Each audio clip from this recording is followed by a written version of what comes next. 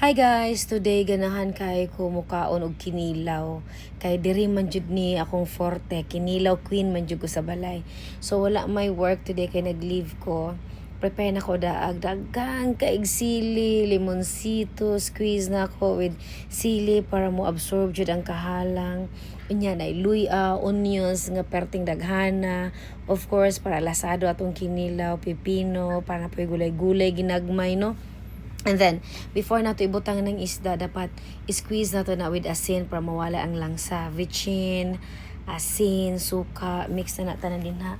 Nya, while make ko ana si Insi nagluto sad og bugas nga mais nga number 16 bitaw binlod.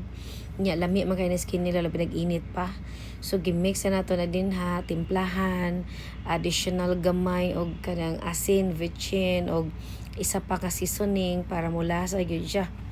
Nya, while nagluto ko ani, nagmix ko ani si Insi nagluto pod og sabaw nga baboy nga naay kana bitong kanang gabi o kanang pechay.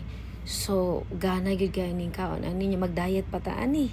Di na siguro kung nagwa na chance.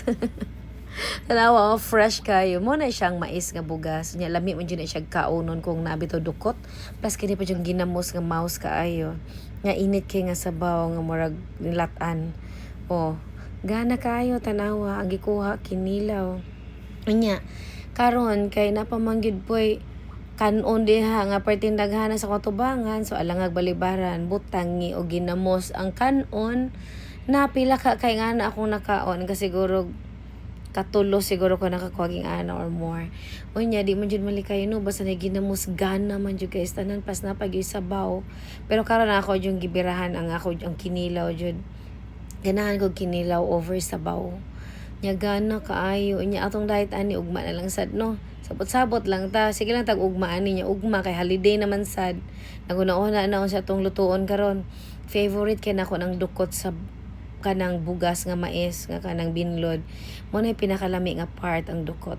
So mo lang to guys, tomorrow na lang po mag-diet. Okay, bye.